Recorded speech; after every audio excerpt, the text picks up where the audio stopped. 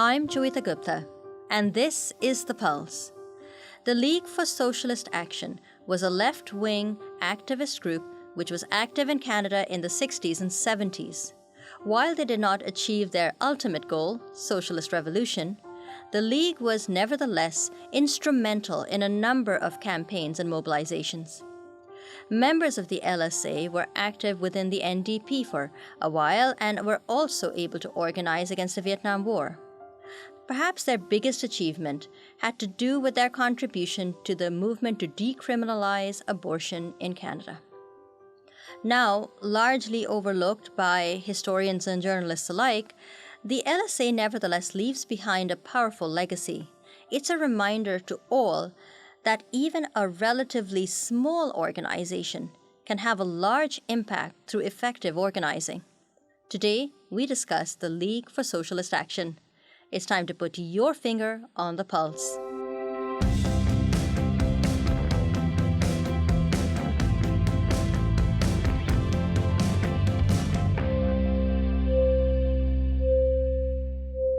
Hello and welcome to The Pulse on AMI Audio. I'm Joeita Gupta and I'm joining you today from the Accessible Media Studios in Toronto. My hair is in its black bun. I have my headphones, which are black, and they go over the ear. And I'm also wearing a mustard yellow orange shirt, which has a V-neck. And the fabric is a little bunched up in the front of the shirt. That is intentional, I assure you. And the shirt has long sleeves that go just about to my wrists. It's a couple inches away from my wrists. So it's really interesting to talk to you about this particular documentary, which the creator of the documentary was kind enough to approach me and pitch to me that I talk about the documentary. And we had a bit of a back and forth about whether we should talk about a documentary that dealt with the League for Socialist Action, which doesn't, on the surface, have very much to do with disability. But I am of the view that as people with disabilities, we are often locked in struggle for social inclusion, for justice, for greater access to services, government, you name it. I don't have to describe the good fight that we've been fighting for a very long time. And I think some of the experiences of the LSA, the lessons learned, might be very beneficial for people with disabilities to talk about as well. And so I'm really delighted that we're talking about this new documentary that looks back on the activism of the League for Socialist Action and its affiliated Young Socialist. Here is a clip from the documentary.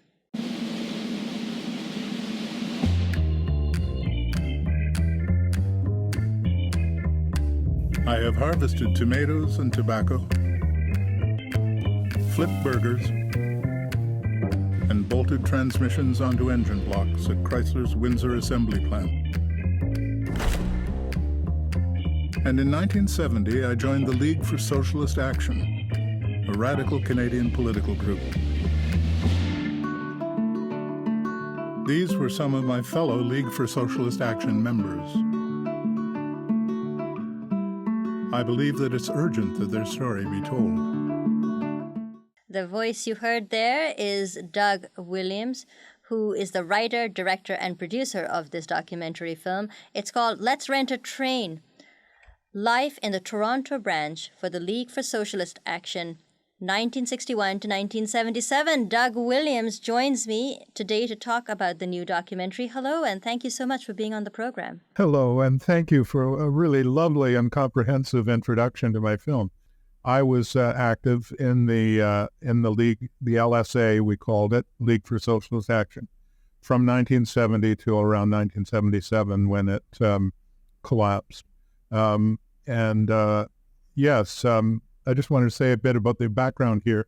I'm involved in a tenant struggle in my building, and this is plastic here. We're having to deal with renovation, and we're going to have a rent rebate struggle of some kind. Anyway, sorry about the ugliness of the background here.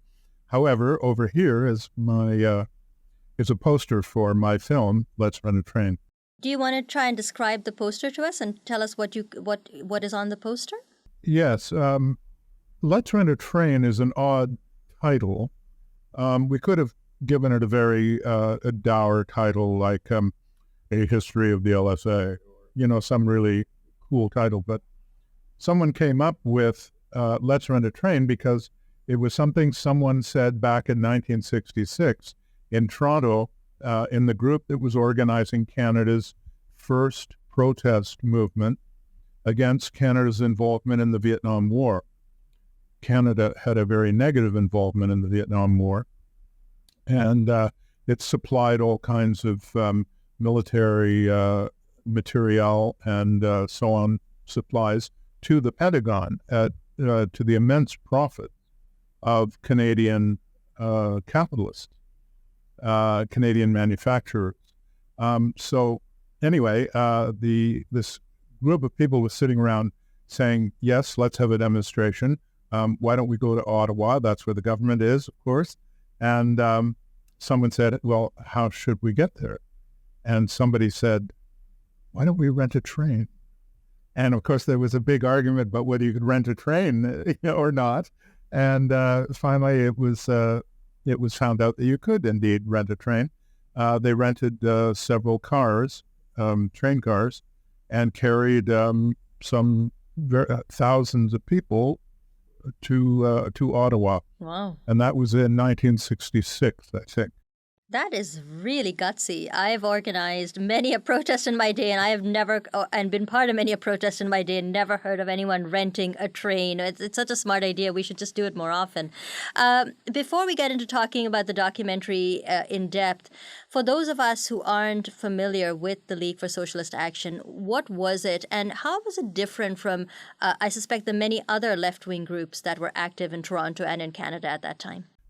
Defining it is, of course, a biggish challenge. It was a group that, unlike the Maoists, for example, we didn't wave red flags or chant "smash capitalism," even though we supported that idea.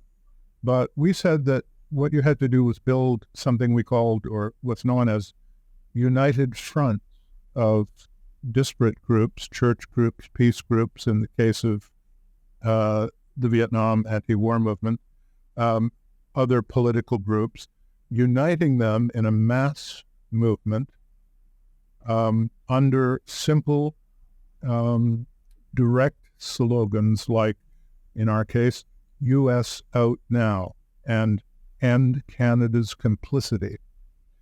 Some people wanted to say victory to the Vietnamese Revolution and all that stuff that leftists often say. But we said, if you want to bring in church groups and liberal groups and NDPers and so on, you can't wave the red flag. You've got to just make a simple and direct demand that we can all agree on. And we all agreed on U.S. out now. And our counterparts in the United States also used that demand to great success. So that's one of the ways in which we were perceived as kind of liberal and soft by the ultra-left. But the truth is, we were the most successful in building movements that achieved something and challenged the status quo in a very concrete way. U.S. out now couldn't have been better, because if the U.S. got out, which they absolutely did finally, the war ended. Mm-hmm. Absolutely. But you could understand that demand, U.S. out now. Yeah, you can't get simpler than that, right? And that was the key to our politics. It was also true of the abortion movement. There were many conflicting ways in which the abortion movement could be summarized or spearheaded. And we said, repeal the abortion law. That's what had to be done. Yes, that's it. It was the simplest debate because there was so many. There was that's one of the most fascinating parts of the documentary. All of it was excellent, but just hearing about the debate about what should the slogan be, and ending up with the simplest one, because you wanted to be able to just make it very clear what it is that you're actually asking for. And there's one person in the documentary who says we were so successful that there's never been any pushback. That there are politicians who would quake at the idea, I'm paraphrasing, of ever trying to overturn the decriminalization of abortion in Canada and trying to put something like that back on the books. Now, when I was watching the documentary and my husband was watching it, we kept pointing and saying, oh, we know this person. But that's because we live in Toronto and there are familiar faces. Who are some of the voices featured in the documentary? Well, probably Judy Rebick is one of the most recognizable people. We had Don Tapscott, who was Chancellor of Trent University. He was a member of the League. Alice Klein, the founder of Now Magazine, which was very big in its day. I think it's gone now. I'm not sure. Maybe it exists as online, but it was a very big, popular free paper in Toronto for many decades. And Mitch Podolak, who was the founder of the Winnipeg Folk Festival. So we had many people who went on to be very successful in life because they were very, very capable people. But here's the thing. You've actually anticipated my next question, because many of the people who were involved with the LSA did go on to become very successful activists and notable for their achievements. What sort of skills did they gain through their participation in there and involvement in the LSA that they were then able to take into other activist spaces and further organizing on a wide range of issues, to be honest? They were taught how to intervene in meetings. Our entry into the NDP was a good example. We still have comrades who are active in the NDP, and the effort was to push the NDP to the left, which is a futile thing, but we managed to make the NDP an arena for social debate, political debate. And so we were practiced in speaking at public meetings and intervening and getting behind that audience microphone and really making a big splash. We also really learned how to the nitty-gritty of organizing demonstrations. Our feeling was that mass demonstrations were the key tool in moving struggles forward. That you could petition your parliamentarian, you could phone in and write letters and be on talk shows and so on. But the real strength of our approach was in building mass demonstrations.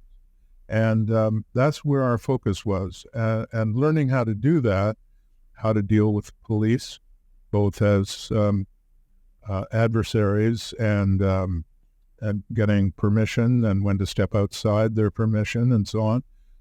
All of these are skills that are acquired in the building of movements. And I guess we also became adept at organizational procedures, such as how to maintain a democratic procedure in a meeting. We were always fastidious about democracy, about not shutting out contrary opinions. We got used to that because we had to demand the right to speak so often in the NDP, which tried to marginalize us all the time. They were always actually very hostile to us and would kick us out whenever they could. And we felt that the socialist voice, which we represented, was a legitimate current within the labor movement, and that we had a right to speak at NDP meetings. And so we would carry on those kinds of political battles. And those kinds of political fights harden you and give you confidence about your own ability to champion your views in often hostile atmosphere. But you also develop confidence in your opinions, that you feel that you have a valid point of view, and you stick to your guns, for want of a better phrase, in the face of opposition. In the opening clip that we heard, you said that these are the stories of my friends from the LSA, and I felt it was urgent to tell those stories. Why is there a sense of urgency, Doug? Well, I think we're all very concerned about the successes that the right and the extreme right have experienced in recent years, especially in America, but it has its dim-witted reflection here as well. And the right and perhaps even the fascist movement are moving forward with great confidence. And in a sense, they've stolen some of the tools of the left. There was great frustration around the war and around women's oppression back in the 60s and 70s. And we channeled that into progressive political action. Well, the right now, given what we know as neoliberalism and all the austerity and privatization programs, they are channeling mass anger, people's anger, into right-wing directions, making immigrants and non-white people the so-called reasons for all the problems in society, whereas, of course, we know that it's capitalism. That's our view, that profiteering off other people's work and all the tools that are needed to continue doing that are the enemy. And the widening gap between, if you allow me a bit, just to use my limited marks, between the haves and the have-nots. As we get towards the end of the program here, we've only got a few minutes left, and I would love to get your sense as someone who's lived this reality, being involved with the LSA, and now you've gone back 40 years later and you made a documentary about it. As you reflect on the LSA, was it a success or a failure? Well, I think it was a great success. We didn't make the revolution. We were young, and the spirit of the time was really defined by dissent, but it was a cultural dissent in large part. People were smoking marijuana, dressing in styles that, were a departure from 1950s styles. Hair was a big issue. There was even movies called Hair and Broadway shows called Hair. The youth rebellion was defined very much in cultural and lifestyle terms, but of course it had its expression also in things like the abortion movement and the anti-war movement and many other struggles. The Black movement, Black Power movement, and all kinds of movements. So our participation in that helped define those movements politically and helped them, particularly the abortion movement and the anti-war movement, helped them achieve success. Did we make the revolution? Well, it was an exciting time. It was unprecedented in Canada as far as we knew, by and large. And a lot of us thought, wow, the revolution can't be that far off given how exciting and successful this is. But we, in a sense, underestimated the power of the movements of dissent. We overestimated those dissenting currents, and we underestimated the capitalist ruling class's ability to re-indoctrinate people. I mean, after the communitarian movements expressed in the 60s rebellion, everywhere the media started promoting something called the me generation, to get people to stop thinking communally or sociologically and start thinking about their individualism instead. And they pushed libertarian ideas and all kinds of ideas about getting a life. And, if you look at all the advertising slogans of the period, they were all in reaction to the 1960s communitarian and rebellion movements. It was a massive propagandistic effort on the part of the ruling class to change people's minds and get them to distance themselves from the dissent of the 1960s. So we were doomed to fail because the capitalist class has infinite resources in order to indoctrinate people. I mean, Noam Chomsky says that Americans, and he means Canadians as well, are the most indoctrinated people in the world. I mean, and when you look at the right-wing and apolitical confusion in America, it's horrible. And so was the LSA a success? I think it was. Was there going to be a revolution? revolutions aren't dependent on one little group like ours. Revolutions are dependent on mass consciousness and mass changes in consciousness. And in many ways, I think the consciousness is higher now than it was in the 60s. I mean, whereas the typical hippie wanted peace in the, in 1960, in the 60s. Now people really, and that hippie didn't want to talk about capitalism. We'd go around and try and sell our socialist paper, and people didn't want to talk about capitalism. They wanted just to end the war. Now, if you talk about capitalism to people, they're totally open to it. They know what it is. The 1% changed all. Yes, the Occupy movement really changed all that dialogue, yeah. Yeah, they did something utterly great by raising consciousness around the rich, and the idea that the rich really control everything. The fact that everyone's just talking about the 1% as though it's just a part of your everyday language. I mean, you see the 1% sprinkled in news reports and everywhere, and nobody questions that we're talking about the 1% anymore. Listen, speaking about the talking, unfortunately, our time to talk is just about at an end. And so before I let you go, it would be a grave misjustice if I didn't ask you where we can get your documentary, because I wanted to ask you about so much more. We don't have the time, in which case I would encourage everybody to check it out. Where can we find it? If you Google "Let's Rent a Train," you will find it. There are train rentals, but they usually appear further down. "Let's Rent a Train" seems to be right at the top with 2 or 3 things, and we have a website that, and we've had nearly 1,000 viewers so far, and it's only been up for 6 or 8 weeks.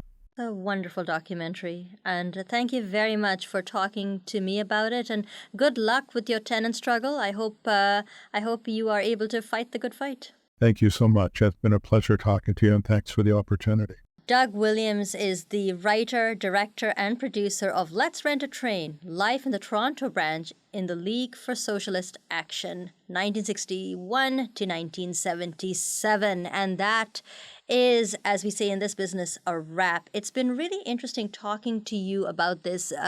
We don't often get a chance to deviate from the and talk about things that don't normally ping on my radar. And so this documentary, if you have a chance to check it out, please do. Although there isn't a description in the documentary, what was really enjoyable and enriching is that the documentary is just people talking. I mean, there are photographs and visuals, but you get so much out of it just listening to the conversation, being a part of the dialogue between people. It's a really wonderful experience, and I hope you will Google Let's Rent a Train and watch that when you have a bit of free time. It's about an hour and a half well spent, in my opinion. If you like to dive into ideas and think through concepts, and you think about some of the debates that people had, this is definitely worth a watch. All right, well, I have got to run today. If you have any feedback about this episode or anything else you heard on the program, you can always give us a call at 1-866-509-4545. That's 1-866-509-4545. Don't forget to leave permission to play your voicemail on the program. You can also write us an email, write to feedback@ami.ca. Or you can find us on Twitter at AMI Audio. Use the hashtag PulseAMI, and you can track me down on Twitter at Joeita Gupta. The videographer today has been Matthew McGurk. Mark Aflalo is our technical producer. Ryan Delahanty is the coordinator for AMI Audio's podcasts. And Andy Frank is the manager for AMI Audio. And I've been your host, Joeita Gupta. Thanks for listening.